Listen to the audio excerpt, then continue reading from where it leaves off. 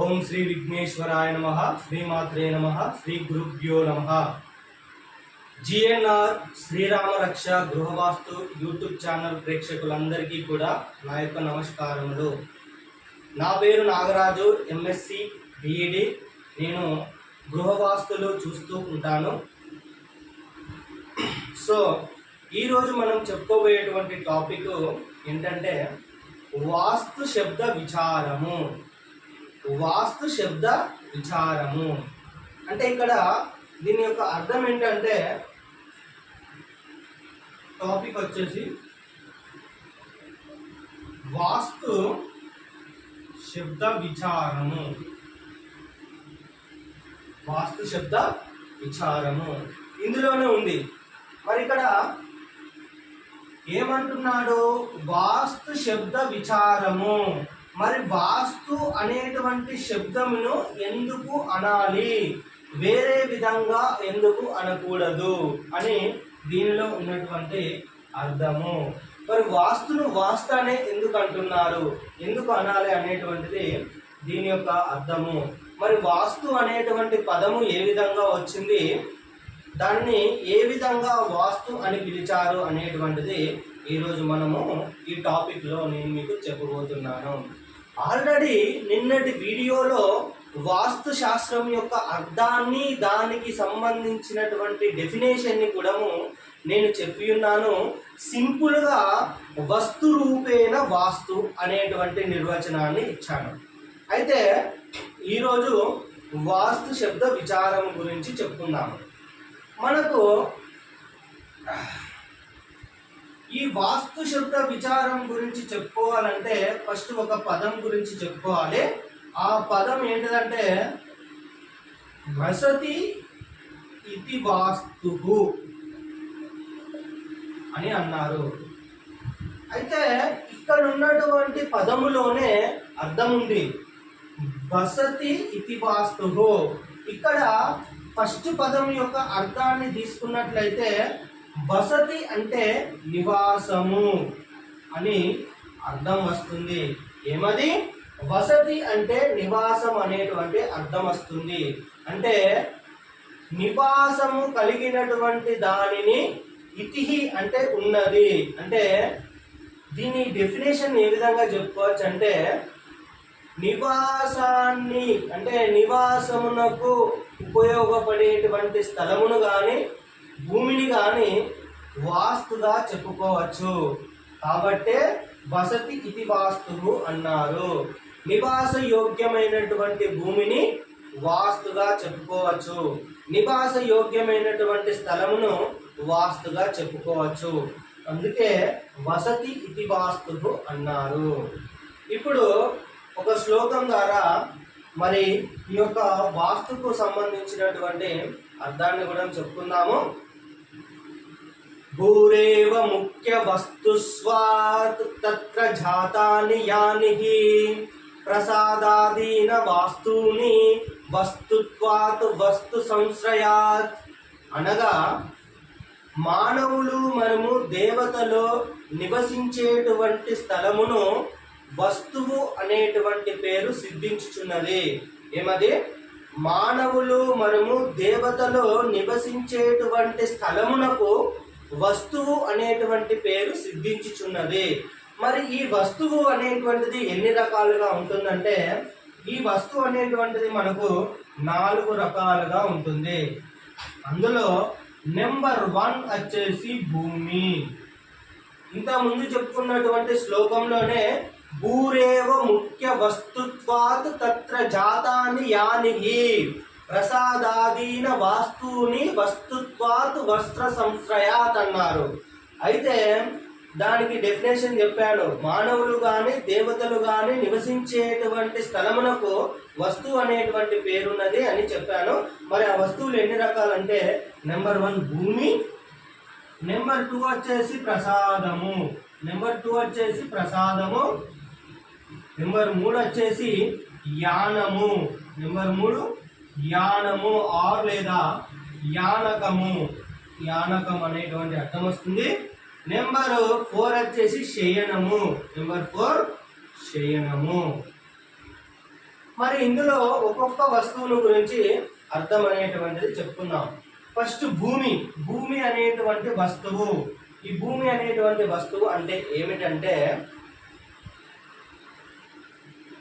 నివాసానికి కావలసినటువంటి గృహస్థలమును, ఏమది నివాస గృహస్థలమును మనము ముందుగానే సెలెక్ట్ చేసుకొని దానికి ప్రాకారాదులను నిర్మించడమే భూమి యొక్క వస్తువు అని చెప్పుకోవచ్చు.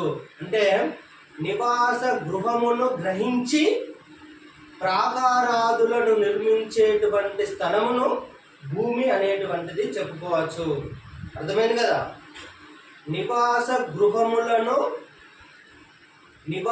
గృహములను ముందు గ్రహించి ప్రాకారాదులను నిర్మించినటువంటి స్థలమును భూమిగా చెప్పుకోవచ్చు. అంటే గృహానికి కావలసినటువంటి స్థలాన్ని ముందుగానే ఎంపిక చేసుకొని దానికి హద్దులను నిర్మించుకునేటువంటి వస్తువును భూమి అని చెప్పుకోవచ్చును. నెక్స్ట్ వచ్చేసి ఏమన్నాడు ఇక్కడ, నెక్స్ట్ వస్తువు ప్రసాదము అన్నాడు. మరి ఎంపిక చేసుకున్నటువంటి స్థలములో ఇచ్చానుసారంగా గృహము లేదా మేడలను కట్టుకోవడమే ప్రసాదము అనేటువంటిది అర్థము. నెక్స్ట్ యానము లేదా యానకము. మరి గృహ నిర్మాణము గావించినటువంటి తర్వాత యజమాని తన ఇచ్చానుసారము ప్రయాణములను చేయును. అందుకు కావలసినటువంటి వస్తువులు ఏమి అయ్యా అంటే, అందుకు కావలసినటువంటి వస్తువు కావాలి కదా మరి. అంటే గృహ నిర్మాణము గావించినటువంటి యజమాని తన ఇష్టానుసారంగా ప్రయాణము చేయడానికి కావలసినటువంటి వస్తువే యానము. మరి యానము లేదా యానకము. యానం అంటే ఒక చోటు నుంచి వెళ్ళి ఇంకొక చోటుకు తీసుకెళ్లేటువంటిది. మరి అతనికి కావాల్సినటువంటి వస్తువులు ఏంటి? బండి కావచ్చు, లేదా జీప్ కావచ్చు, బస్సు కావచ్చు, కారు కావచ్చు, ఓడలు కావచ్చు, అదే విధంగా చెప్పుకున్నట్లయితే విమానాలు కావచ్చు, ఇంకేవైనా కూడాము. అతను తన ఇచ్చానుసారంగా ప్రయాణం చేయడానికి కావలసినటువంటి వస్తువులే యానము లేదా యానకము. లాస్ట్ వచ్చేసి శయనము. మరి గృహస్థాశ్రమమునందు యజమాని తన ఇచ్చానుసారంగా నిర్మించుకునేటువంటి వస్తువులు కుర్చీలు కావచ్చు, బల్లాలు కావచ్చు, మంచాలు కావచ్చు, సోఫా సెట్లు కావచ్చు, సుందర రూపమైనటువంటి అలంకరణ ప్రాయమైనటువంటి వస్తువులు అటువంటివి కూడా కావచ్చు, మంచి రంగురంగుల బొమ్మలు కావచ్చు. ఇవన్నీ కూడా మనకు శయనం కిందికే వస్తాయి. కాబట్టి అందుకనే ఆ యొక్క పద్యంలో చెప్పినటువంటి 4 వస్తువులు ఇవే. సో ఈ విధంగా మనము వాస్తు శబ్ద విచారమును కూడా మనము నిర్వచించుకోవచ్చు. నెక్స్ట్ వచ్చేసి అంతేకాకుండా గృహములో అలంకరించబడినటువంటి లేదా గృహమునకు అమర్చబడినటువంటి ద్వారములు కావచ్చు, అదేవిధంగా విండోస్ కావచ్చు, అదేవిధంగా అలమారలు కావచ్చు, అదేవిధంగా ఇంటికి పైకప్పు కావచ్చు, దూలములు కావచ్చు, అదేవిధంగా కర్రలు కావచ్చు. ఈ అన్ని వస్తువులు కూడా వాస్తు అనే శబ్దంతోనే పిలువబడుతున్నవి. కాబట్టి ఏదైతే మనము వాస్తు నిర్మితమై ఏదైతే చేస్తున్నామో ఆ యొక్క వస్తువుకు సంబంధించినటువంటి దేవతల యొక్క పూజ చేసి తరువాత ఆ యొక్క పనులను ప్రారంభిస్తారు. దీనిని మనము వాస్తు పూజ అని అంటారు. ఇది మనకు వేద సహితంగా విరాజిల్లుచున్నది. అంటే విధి విధాన పూజా కార్యక్రమంత్రముల ద్వారా మనము వాస్తు పూజను చేసుకునేటువంటి దాన్ని కూడా వాస్తు శబ్ద విచారంతో కూడా పోల్చుకోవచ్చు. వాస్తు శబ్ద విచారానికి కూడా మనం నిర్వచనంగా చెప్పుకోవచ్చును. అయితే వాస్తు పూజా విధానము ద్వారా యజమానికి సుఖ సౌఖ్య భోగములు కలుగుచున్నవి కాబట్టి దీనిని వాస్తు శబ్ద లక్షణము అని కూడా చెప్పుకోవచ్చును. వాస్తు శబ్ద లక్షణం అని కూడా చెప్పుకోవచ్చును. ఇప్పుడు వాస్తు శబ్ద విచారం అనేటువంటి దాని గురించి అర్థమైందనే అనుకుంటున్నాను. ఏమది వసతి ఇతి వాస్తువు అన్నారు. అంటే నివాసానికి సంబంధించినటువంటి భూమిని లేదా స్థలాన్ని వాస్తు అని చెప్పుకున్నాము. అదేవిధంగా పద్య రూపంలో 4 వస్తువులు అనేటువంటివి ఉంటాయని చెప్పుకున్నాం. భూమి, ప్రసాదము, యానము, శయనము. ఇది కూడా మనకు వాస్తు శబ్ద విచారం గురించే తెలియజేస్తుంది. నెక్స్ట్ వాస్తు పూజా విధానం గురించి కూడా తెలియజేస్తుంది. అయితే ఇక్కడ వాస్తు గురించి ఒక ఇంపార్టెంట్ విషయం చెప్పాలి మీకు. వాస్తు అనేటువంటిది ప్రతి విషయంలో ఉంది. మనము కూర్చునేటువంటి తినే అన్నం దగ్గర నుంచి వెళ్ళి పడుకునే వరకు డైలీ దైనందిన కార్యక్రమంలో వాస్తు అనేటువంటిది ఉంది.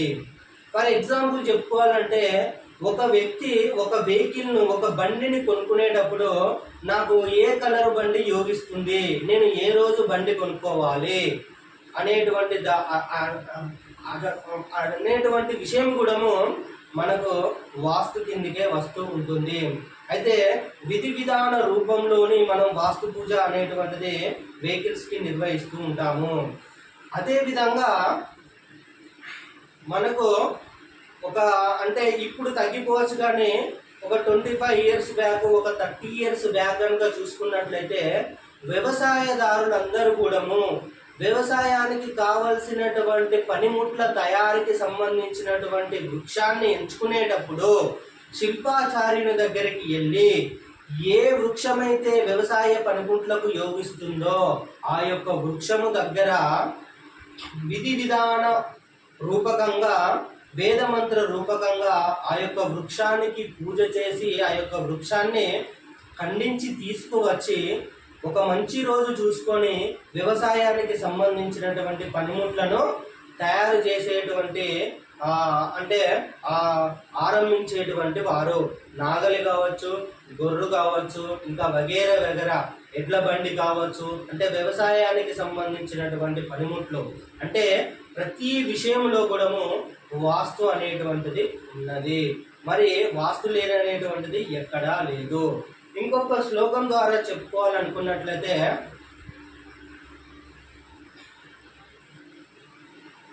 శిలా మృణానధారూణాం ప్రతిమా విశేషణః.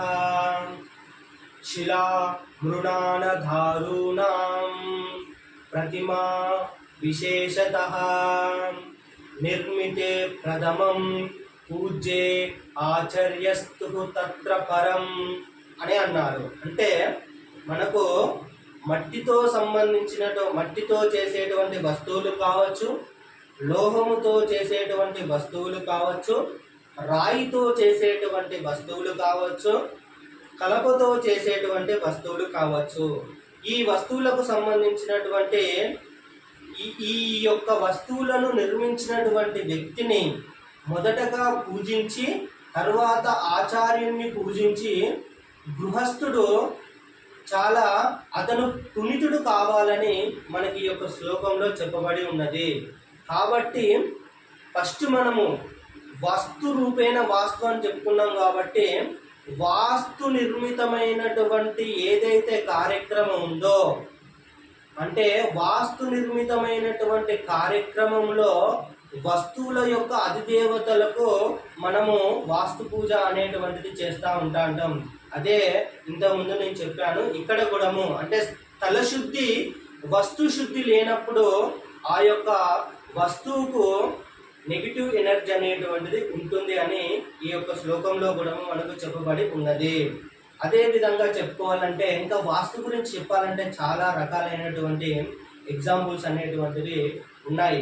మనిషి యజమాని, ఇంట్లో కుటుంబానికి సంబంధించినటువంటి యజమాని ఏ దిక్కుకు కూర్చొని భోజనం చేయాలనేటువంటిది కూడా మనకు వాస్తుశాస్త్రంలో చాలా క్లియర్గా చెప్పి ఉన్నారు.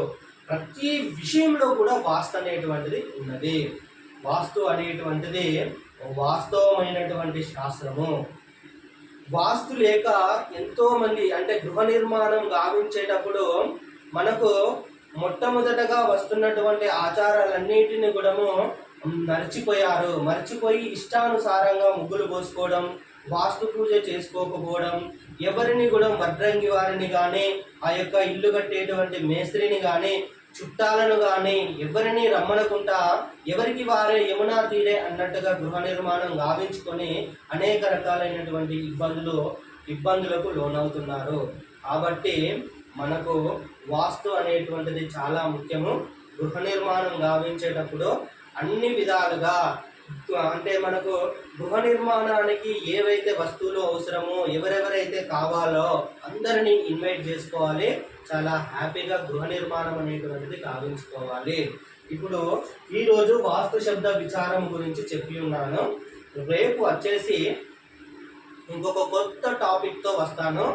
ఈ విధంగా నా యొక్క వీడియోస్ని చూడండి. నేను వాస్తుకు సంబంధించిన నాకున్నటువంటి పరిజ్ఞానం వరకు వాస్తుకు సంబంధించినటువంటి ప్రతి ఒక్క విషయాన్ని చెప్తున్నాను. మీ ఇంటికాడ కనుక గృహానికి సంబంధించినటువంటి వాస్తు దోషాలు ఏమైనా ఉంటే మా శ్రీరామ రక్ష గృహవాస్తు జ్యోతిష్యాలయాన్ని కన్సల్ట్ కండి. మాదే మేము వస్తాం, చూస్తాం, మీకు అన్ని విధాలుగా మంచి చేసే విధంగా మేము ప్రయత్నం అనేటువంటిది చేస్తాము. జై శ్రీరామ్.